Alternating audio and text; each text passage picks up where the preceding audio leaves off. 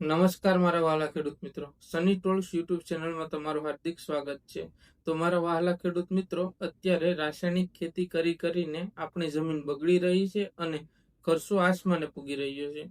એ માટે ગુજરાત સરકાર એક જોરદાર યોજના લાવી છે, જેનાથી તમારી જમીન પણ સુધરશે અને તમને દર મહિને 900 રૂપિયા એટલે કે વર્ષના 10,800 રૂપિયા સીધા તમારા ખાતામાં જમા થશે. આ રૂપિયા વર્ષમાં 6 મહિને એમ 2 વાર મળવા પાત્ર રહેશે, જેમાં પહેલા 6 મહિને 5,400 અને બીજા 6 મહિને 5,400 રૂપિયા એમ કરીને વર્ષના 10,800 રૂપિયા તમારા ખાતામાં જમા થશે. ખેડૂત મિત્રો, તો મારા વહાલા ખેડૂત મિત્રો, આપણે વાત કરવાના છે એવી યોજના જેનું નામ છે દેશી ગાય નિભાવ સહાય યોજના. તો કે આ યોજના શું છે, આમાં કોને લાભ મળશે, ફોર્મ ક્યાં ભરવું, ફોર્મ ક્યારે ભરાશે અને આ ફોર્મ ભરવા માટે કયા કયા ડોક્યુમેન્ટની જરૂર પડશે, એ બધી માહિતી આપણે આજના વિડીયોમાં જોશું. તેથી વિડીયોને અંત સુધી જોવાનું ભૂલતા નહીં અને નવા હોવ ચેનલ પર તો આપણી ચેનલને સબસ્ક્રાઇબ કરવાનું ભૂલતા નહીં મારા વહાલા ખેડૂત મિત્રો. તો મારા વહાલા ખેડૂત મિત્રો, સરકારનો આ યોજનાથી એવો આશય છે કે તમે પ્રાકૃતિક ખેતી એટલે કે ગાય આધારિત ખેતી કરતા થાવ.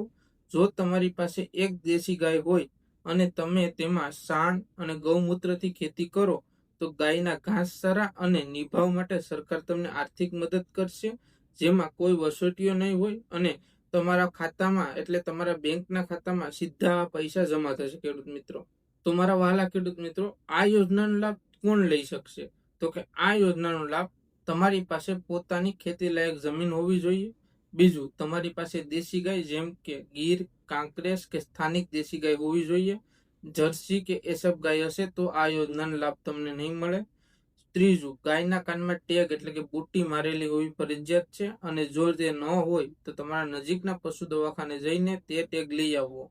ચોથું, એક રેશન કાર્ડ દીઠ એક વ્યક્તિને જ આમાં લાભ મળશે અને જો એટલી વસ્તુ તમારી પાસે હશે તો મારા વહાલા ખેડૂત મિત્રો, તમે સરળતાથી આમાં ફોર્મ ભરી શકશો.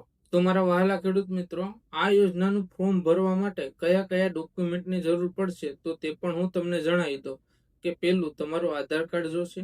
બીજું, જમીનમાં 7/12/8ની નકલ જોશે. ત્રીજું, બેંકની પાસબુકની નકલ જોશે.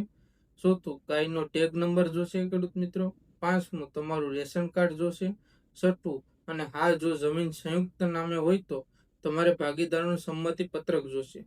તો મારા વહાલા ખેડૂત મિત્રો, આટલા ડોક્યુમેન્ટ હશે તો તમે આની અંદર સરળતાથી ફોર્મ ભરી શકશો. ખેડૂત મિત્રો, તો મારા વહાલા ખેડૂત મિત્રો, આ ફોર્મ ભરવા માટે તમારે આઈ ખેડૂત પોર્ટલ પર જઈને ઓનલાઈન અરજી કરવાની રહેશે અને જો તમને ઓનલાઈન ફોર્મ ભરતા ન આવડે તો ગ્રામ પંચાયતમાં આવેલા વીસીઈ પાસે જઈને અથવા તો તમારા નજીકમાં આવેલા સાયબર કેફેએ જઈને આ ફોર્મ તમે ભરાવી શકો છો. ખેડૂત મિત્રો, અને જો ખાસ વાત એ યાદ રાખજો, ફોર્મ ભરીને એની પ્રિન્ટ કાઢી લેવી અને એની સાથે બધા ડોક્યુમેન્ટ જોડીને તમારા ગ્રામ સેવક અથવા તો તાલુકામાં આવેલી આત્માની કચેરીએ જઈને આ ફોર્મ જમા કરવાનું રહેશે અને આ ફોર્મ તમે જમા કરાવશો તો જ તમારી અરજી મંજૂર થશે. ખેડૂત મિત્રો, તો મારા વહાલા ખેડૂત મિત્રો, મોડું ન કરતા જો તમારી પાસે ગાય હોય અને પ્રાકૃતિક ખેતી કરવા માંગતા હોય તો આ યોજનાનો લાભ તમે જરૂર લેજો.